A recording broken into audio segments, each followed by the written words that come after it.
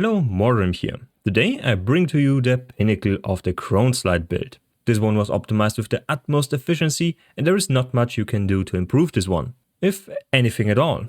It is a near perfect build for this type of playstyle. First things first, this one is a 50 to 100 guide. So I will be sharing a planner with multiple steps for your progression. This means a level 60, level 80, level 90 and level 100 Paragon board as well as skill and gear setup. It is important that you notice that the macro planner is not affiliated with me. I'm just using it so you can enjoy a more streamlined, focused build. Now this build offers you high octane gameplay. You're constantly clicking skills, you're constantly in the action and you constantly have to because your defenses depend on it. This build is optimized for high nightmare dungeons, meaning it can clear up to 70 nightmare difficulty without much issue. I personally have been farming at 60 on my stream, so you can check this one out for extended gameplay moments. It can also clear Uber Lilith potentially. I have made it through the first phase, but don't have any gameplay to showcase you, just a few snippets of what is going on. I will be going over that gameplay in a bit. And if you want to farm lower nightmare dungeons around 50 to 60, you're golden. This build completely wrecks this difficulty and is one of the fastest farmers for this type of gameplay. This makes this build a top farmer for currency and gear. And it is one of the most fun things I have ever had the pleasure to experience. It is really fast. It has basically no downtimes and it clears everything without any issues. It is also relatively safe for hardcore play, since you are really tanky. And Vasily offers you a great way to sustain through the masochistic spirit boon. Now, this build can be played without any uniques. So if you are an exceptionally unlucky player, and you do not find any Vasilys or Crones, you can check out my Pinnacle Trample Slide guide that goes into a completely unique free version of this type of gameplay and can clear high level content just as this one. Is this one better than the other? Depends on what you are looking for. This build is a lot more fast paced. It is a bit more tanky due to Disobedience having a better uptime, and I'm certain this build can clear Uber Lilith. The other Trample Slide build guide doesn't have the capabilities to do this since we are lacking sustain. And for the last piece of content I want to showcase a Lilith attempt, here specifically to show you that the single target DPS is quite high. We can basically ignore all mechanics except for the blood waves. The blood waves have the potential to one-shot us, so we need to dodge them. We have also no issues with any of her moves, we sustain right back up. However, there is a massive issue with this attempt. The visual clarity. Due to all the trample slides on the ground, we basically do not see any of the blood waves. The first one was no problem. I timed our trample slide with her going up into the next invincibility phase and started blasting right as she came down. However, she did another phase right when I didn't expect it. Jumps up and my trample slide was on the ground and I didn't see the blood wave because it overlapped with the trample and this made me lose the fight. So this makes it a skill issue.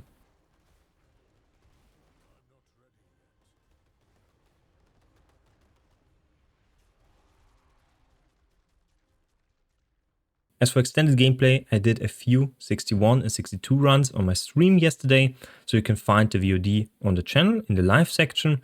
It was a fun experience, so whenever I stream the next time, just look up my YouTube stream and watch it there.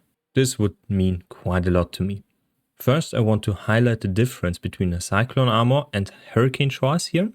Now, Hurricane gives us more defenses, much better Disobedience uptime, and basically 20% DR constantly whenever we are in melee range. This makes it a massive boon defensively. Now Cyclone armor on the other hand can proc your Earthen Bulwark, which results in a ton of damage in a million range. You also receive a little bit less damage and you can knock back targets to make it easier to just maneuver out of tricky situations. And it can also apply vulnerable. However, this is not that big of a deal since we are constantly clawing and storm striking, which applies vulnerable to the target anyway. This makes Hurricane the better choice, especially in higher difficulties. My Pinnacle Trample Slide build guide recommends Cyclone armor. This is the simple reason that it enables better bulwark uptime, which is crucial for that build. On this build, we are constantly bulwarked anyway. This is specifically to do with the Crone slide and its proc chance being increased due to it being 2 spells in one. The average is around 5.6 attacks without Crone Slide to proc Nature's Fury, and with Crone Staff it's around 2.4 attacks on average. If you're attacking just the air, you're not going to proc your Storm Strike. Whenever this happens, you are only casting Claw. This lets it fall off to the 5.6 attacks on average to proc Nature's Fury, which then results in a decrease in cooldown. Now, with the basics out of the way, I will start this time, at least, with the skill tree. Now, there is multiple variations. Up until 60, you're not going to have access to the Crone Staff. This makes the Claw tree basically useless. You just pick up Storm Strike and only go for Claw whenever you get the Crone Staff. The 3 points you spend here go into 1 point Predatory Instinct and 2 points Iron Firm. This gives a little bit more damage reduction and 2% more crit. All builds pick up Wild Impulses, 3 points here, and Landslide, 5 points in here. This skill needs to be on your bar for the enhancements to proc. The damage inherits anyway. So whenever we trample, we are going to proc landslides due to an aspect we have on our amulet. So whenever we immobilize or stun a target, we are going to get a Terror Mode. Whenever we attack a boss, we have a 10% chance to grant another Terror Mode when hit. Now, whenever a landslide then is cast and hits a target, it guarantees a critical strike with 10% less critical damage. This only affects the base crit chance, meaning it goes from 50% to 40%. If you add 30 on top of this, it goes from 80% to 70%. It's just a 10% flat decrease to your crit damage. And remember, you need to have the spell on your bar, otherwise this one is not going to work. Next we pick up Earthen Bulwark with the innate Earthen Bulwark modifier. This one makes Earthen Bulwark explode whenever it's reapplied or disappears from our character. The damage is currently most likely bugged and scales exceptionally well. You're going to hit for millions with this explosion. In the same tree we pick up Vigilance for 50% damage reduction for 6 seconds. We constantly spam Earthen Bulwark, so this one is up all the time. In the companion tree we pick up Poison Creeper as well as Brutal Poison Creeper for 20% increased crit strike chance. This is the simple reason that sometimes you're not going to have your Terror Modes up, but you still want to crit. So the increased crit strike chance here is exceptionally valuable on this build. Another option is a Ferocious Poison Creeper, extending the duration of the active portion of the skill. Now, the active portion of the skill is only 3 seconds long, but usually you don't need more time to kill enemies. However, if there is a case that the enemy survives the 3 seconds, you are not going to have the poison up on them, except for single target damage, where the Poison Creeper will passively apply a 6-second poison. I personally just prefer Brutal Poison Creeper. In the next tree we pick up Trample. Trample with Natural Trample for Fortify. This is basically all you need to know. It applies Unstoppable to us, same with the Earthen Bulwark with the second node by the way. So we are constantly in the Unstoppable mode. This makes us immune to CC. Next we pick up Hurricane with the Savage Hurricane node, which is at 20% DR. You also constantly slow targets, which makes them CC'd. Now whenever a target is CC'd, we get a ton of additional bonuses through the Paragon Board as well as our gear. Hurricane in itself doesn't do much damage, but the utility it brings through those two nodes is exceptionally strong. Next we pick up Crushing Earth as well as Stone Guard for additional damage, and Safeguard to get base life Fortify whenever we crit. The base life is important. This one is not representative of your maximum life. It's just the base life you have without any Paragon, without any increases to percentage life, without any gear. This is also true for Natural Trample, as well as nodes like, for example, Preserving Earthen Bulwark. So you need much more than just the 100% base life on Fortify to fill up your Fortify bar. Next we pick up Envenom, which is a 60% crit strike damage increase, a multiplier to your damage whenever you hit a poisoned enemy with any of your skills. Since we are applying poison with Poison Creeper, we are nearly constantly critting for 60% more damage. In the next tree we have a change between the Vasily build and the non-Vasily build. Now, before you acquire Vasily, you want to pick up Resonance, otherwise you go into this type of tree. The other 3 points can go in, for example, Earthen Bulwark to give you more defenses. Now, the base skills, Defiance, as well as Natural Disaster, stay the same. So it's only 3 points between Resonance and Quick Shift for 15% or 18% damage. Resonance only procs on the trample itself. So if you use Hurricane and then trample, it procs on the trample, not on the landslides, because each and every landslide is an individual cast. This makes Nature's Fury exceptionally strong on this build, because whenever we trample, we are most likely going to reset our Hurricane and can use Hurricane again, so it's always up. Now, Quick Shift is also not extremely good, but whenever you use Quick Shift and you use, for example, your Hurricane first or your Claw first, you can then chain an Earthen Bulwark afterwards, and the Earthen Bulwark inherits the 15% more damage when it explodes. You can also weave in claws between your landslides and benefit from the Quick Shift. Now, Resonance is arguably a little bit better, but I personally prefer the Quick Shift. It is a little bit more consistent, I think at least. And then we pick up Heightened Senses, which is 12% DR against elites. And the bread and butter of this build is Nature's Fury. Nature's Fury gives us a 20% chance on a cast of an ability to trigger a free skill. Whenever this triggers, we are going to benefit from an aspect which I will be showing you right now. This one is the Symbiotic aspect. It decreases the cooldown of our non-ultimate abilities by 8 seconds, which is exceptionally strong on this build. Now, before we talk about our aspect, let's go over the Spirit Boons first. So, for the Spirit Boons, we pick up Wariness for the Deer, then we pick up either Swooping Attacks and Iron Feathers, or we go into the Wolf Tree and pick up Pack Leader as well as Bolster. When you do not have Vasily and do not have Crone Staff, so either of those, you're not going to pick Iron Feathers, but Bolster. Bolster gives you 10% maximum life as Fortify. This one is not dependent on your base life, just your maximum life. Now, specifically for me, I'm more inclined to use Iron Feather because we crit all the time, so we are nearly always full on Fortify anyway. So it's better to pick up Iron Feathers later on and drop Bolster for this. Now, Pack Leader has a 20% chance on a critical strike to reset your companion ability, which is Poison Creeper. So we want to pick this one for the Wolf all the time. And for the last Spirit Boon, we want Masochistic when we have Vasily's Helmet, and want to use Obsidian Slam when we do not have Vasily's Helmet. Masochistic only procs on critical strikes with shape-shifting skills. So we only get this tag on, for example, Landslide, the shape-shifting tag, if we have the helmet equipped. When I unequip this helmet, Landslide loses the tag and we are not benefiting from Masochistic anymore. Now, for those that are new to the game, so if you unlock all Spirit Boons from every single aspect, you can pick a favorite one and then pick 2 boons in that specific tree. For this, you just go to, for example, the Snake and then choose Spirit. So next I'm going to go over aspects.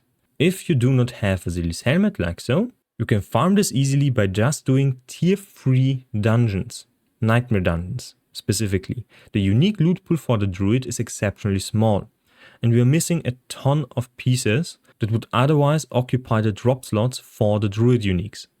So whenever you farm the tier 3 difficulty, like for example 20 or 30 Nightmare dungeons, you are very likely to see at least one Vasily's Prayer. That's how I farmed this unique. I only have the Sacred version and was clearing 68 dungeons with this one. So this means it is not required to be at the highest possible item power and can be used at a lower Sacred tier. If you do not have this unique, for example up until level 60, you do not need it necessarily for the build to function. That's a simple trample slide build then. You're going to use the Might aspect on the helmet. This one reduces the damage taken by 20% whenever you use a basic ability, like for example your Storm Strike, because you're not going to use Claw, but Storm Strike. Now for the chest, you want the Symbiotic aspect. This one reduces the cooldown of your non-ultimate abilities whenever Nature's Fury procs. This is specific for the free skill, so when you use an Earth skill, like for example Landslide, you proc for example Lightning Storm, you're going to reduce the cooldown of Hurricane, not of your Trample. You need to use your Claw to reduce the cooldown of your Trample and your Earthen Bulwark. Keep that in mind. Next, for the gloves, we are going to go with Natural Balance. So whenever we use our Claw ability, which is now a Nature Storm magic ability, we are also going to proc your Storm Strike, which applies Vulnerable. But this one then generates a buff for us, a 4 seconds buff that increases the critical strike damage of our Earth skills by a multiplier of 45%, up to 45%. This is exceptionally strong. It's a more multiplier in a different bucket. It's really strong and unconditional, basically, so you don't need to CC enemies for it to benefit you. For the pants, go with Disobedience. Disobedience is easily stacked with this build because we deal dot damage with our Poison Creeper and have a ton of hits with Hurricane. So every time this one or this one hits an enemy or any Trample Slide ability hits an enemy, we are going to stack Disobedience. This one stacks up to 100%, and at 100% it's a 50% more multiplier to our armor. Now armor works in a very, very special way. You're going to stack it to 100% with Disobedience, and then you're going to benefit from a 100% physical damage reduction, which is actually only an 85% damage reduction, half of which will apply to your non-physical damage. Now, this half damage is not entirely true, because there is debate that it's actually 50%, not the 37.5%. And there is also debate, which I can nearly confirm, that the armor value stacks in a hidden bracket outside the 100% and decreases by like 2 to 3% damage reduction per level above your character. Meaning an enemy with 25 levels above you is going to reduce your armor percentage by 50% or 75%. So somewhere around that value. The more armor you have overcapped over that 100%, the more tanky you get, the higher you go with the Nightmare Dungeon. You will not be invincible ever, but you will reduce the damage to values that are low enough for you to survive. So armor is exceptionally strong. For the boots, go with Ghost Walker. It is basically a 25% increase to our movement speed permanently. We unstoppable with our Trample and we unstoppable with Earthen Bulwark, which both give us unstoppable. For the amulet, go with the Trampled Earth one. Now Trampled Earth is a very rare aspect. If you want to farm this one, I heavily recommend going for maces at the Obol vendor. Gamble as many maces as possible. Those only roll offensive aspects, so it's more likely to find a trample than on any other gear piece. Next we go for Aftershock. Aftershock repeats the landslide pillar and hits again, basically doubling our damage. More than doubling, because the second iteration of it will hit for more damage. Now this one works in combination with the Trampled Earth one, so meaning when you trample, you're going to push out landslides parallel to you in lanes of 6 landslides, which then repeat in the same pattern. Also, the further you trample, the more landslides you're going to generate. And the last one is Loop of Retaliation, which is a more multiplier depending on the fortify value you're currently having. Now for the weapon, you can go with the Crone Staff if you have it, which is the basically core of this build. It casts, specifically it tells you it casts a Storm Strike ability when you use Claw, meaning for Nature's Fury you're going to cast 2 instances, both of which are Storm, which then resets Trample. Now the Claw attacks twice will, whenever it procs, cast another instance of Storm Strike. So it's up to 3 spell casts with 1 button push. And you get a ton of increases to your damage, which you all benefit from. Except the non-physical damage one. This one is kind of wonky because most of the damage you are going to deal is physical. But damage versus crowd control, damage versus close is all great for you. If you do not have a Crone Staff, you're going to use a one-handed weapon and a totem for consistency. And if you do that, you want on the weapon the Crash Stone aspect, and on the totem you want the Barrier aspect, the conceited one. Both of which will increase the damage you deal substantially. Now for a more detailed look on the non-unique version, make sure to watch my Pinnacle Trample Slide build guide. It goes into great detail without ever using a unique and can clear up to 60 plus dungeons, even 75 plus dungeons. It is a bit wonkier than this one, doesn't have as much sustain, but it deals a ton of damage in a very, very bursty style of gameplay. Now, as for stats for the gear, for the helmet, Vasily's Prayer, basically, just for this build. But if you do not have Vasily's Prayer and you want to use a non-unique helmet, you're going to want maximum life, cooldown reduction, basic attack speed and a stat of your choice. This can be intelligence, willpower or dexterity. On the chest, go for as much DR as possible, as well as a total armor roll at the end. Total armor is exceptionally important on this build, but DR can be more beneficial depending on where you're currently grinding. For your gloves, go for ranks for landslide. Willpower can be good, but I would much rather prefer something like crit damage on earth skills.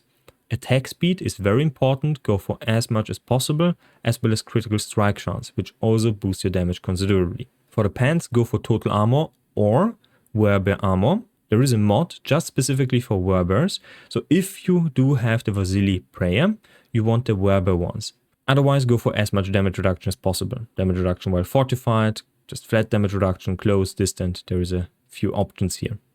For your boots, go for movement speed, intelligence, willpower, and damage reduction while injured. The dodge chance is quite beneficial. You can exchange this one for example, the willpower, but I would not advise going for the intelligence, since you need intelligence for the Paragon Board. As for the amulet, go for ranks and Venom passive, which is 30% more damage. Movement speed, flat movement speed.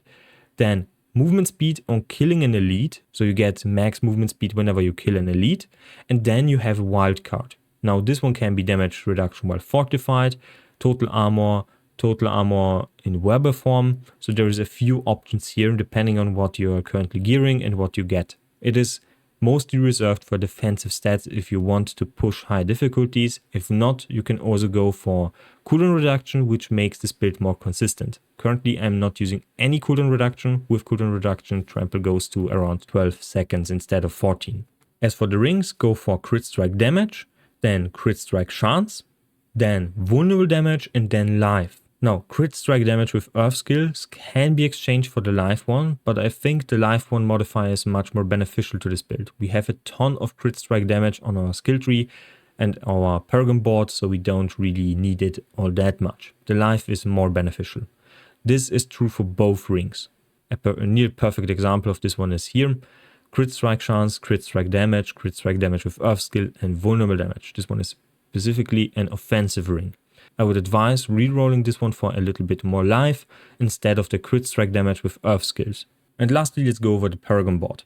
Now, the Paragon Board has multiple stages. There is a 61, a 81, a 91 and a 101. All of which can be found in the max roll talent planner down below. Underneath the spirit boons, there is a drop-down menu where you can choose a specific Paragon tree with the gear setup, with the unique setup, and the skill tree changes for that specific level with the uniques and without the uniques. It is very important that you notice this one, otherwise you're going to be confused what I'm talking about. Now, I'm not affiliated with Maxroll in any way, so yeah, I'm not sponsored. This one is just because the talent planner is really good and I wanted to share it with you. Now, I will go over the talent tree. For the first glyph, go for the exploit glyph, giving us vulnerable. Vulnerable is a more damage multiplier on all our damage, so it's exceptionally valuable and applies whenever we hit an enemy before the damage is calculated. Now for this one, after applying the vulnerable through this glyph, they are immune for 20 seconds per enemy to the effect of this glyph. You can still apply vulnerable through other means, like for example your Storm Strike. Then we path through here and go for the Spirit Glyph. The Spirit Glyph is a critical strike damage increase to our core skills, which applies to the landslides we also proc through Trample. It is very strong, gives us a more multiplier, specifically when we crit a target repeatedly for up to 20 seconds, so very, very strong. This board is the Constricting Tendrils one. The next board is the Inner Beast one. The Inner Beast board has a few neat things. But first we path through here to the upper part to get Havoc. Then we path to the next board here. The next board is going to be Urban Devastation. This is the simple reason that all rare nodes here have lower thresholds on the intelligence, willpower and dexterity than it would have been if I just pathed through here to get the heightened malice one first. We don't pick any of the rare nodes here, so we don't want to pick this one early. So we path through here, grab the glyph outmatched, which then increases the bonus we get through each and every node here. So just through this one single glyph, we are getting nearly 70% crit strike damage with earth skills, as well as 22 willpower. We then path through here for a little bit more resistances. Resistances are garbage, so you don't want to pick those, but it's the easiest way to get and path through here, because you want the dexterity nodes here to unlock the outmatch radius requirement bonus, which increases our damage by 16%. 16% as a more multiplier, because we deal mostly physical damage. Then we path through here to grab Urban Devastation. Urban Devastation is a 30% more multiplier to enemies that are CC'd. Bosses need to be staggered, but every other enemy is always constantly CC'd through slows, knockbacks, stuns, or other means. Then we path through here to the Oppress node, pick this one up, and then unlock this board. We path through here to go to Survival Instinct. Survival Instinct is a basically execute damage mechanic. The more we damage a boss or a rare enemy or any target at all, the more damage we are going to deal, but only if we are in the werebear form. This makes this node exceptionally good with the Vasily's helmet, because we are constantly in the werebear form. Next, we're going to ignore this part of the tree, because this one we are going to pick up last. Same with this part and same with this part. We path through here to grab this node, which is Undaunted. Undaunted is going to give us a massive increase to our damage. This is over 100% increased damage while we are fortified. We are fortified constantly, and we get 10% additional damage reduction while we are fortified. This board then opens up our path to the gate here, and we can pick up Heightened Malice at the end. Now we fill up the board. We pick up Nimble first for the attack speed increase. Right here we get 1.3% here, here and here, and 5% for this node. Then we fill up this board for the increased damage. We get Determination for 200 armor. We get another one here, 100 armor and 8% maximum life. Here is a ton of damage, right here. We then pick up this part of the tree for another Crushing Earth damage. And then afterwards, we are going to pick up this glyph. This glyph is going to give us a total armor bonus, as well as 10% more damage to crowd-controlled or vulnerable enemies with nature magic skills, which basically is all our damage. So it's basically 10% more damage. We get a few more nodes here, and we need 40 willpower for this one. So this one is basically unlocked at the very end. We can exchange a little bit of damage, like for example this part here, for 20 earth skill damage and a bit more critical strike damage, for a little bit of defenses right here at the bottom. So that's 8% maximum life, 50 armor, 2% life, 100 armor, another 50 armor, so 200 armor and 10% more life, which is really good, especially at the end game. I specifically have 2 talent planners, one defensive one and one offensive one for level 100. So if you're struggling with damage, go for the offensive one. If you're struggling with defenses, go for the defensive one. Now, this basically sums up the whole build guide. This one is one of the pinnacle ones, meaning this one is extremely optimized to the utmost efficiency. If you like this type of content, make sure to leave a like, leave a comment and subscribe to help out the channel. You can also join the channel for a membership, which helps me out quite a lot. I also stream on YouTube, so you can find a VOD with level 61 gameplay, extended gameplay. I tried Uber Lilith a few times, and I had a lot of fun playing with you guys. So drop by the next time I stream. See you next time, and bye.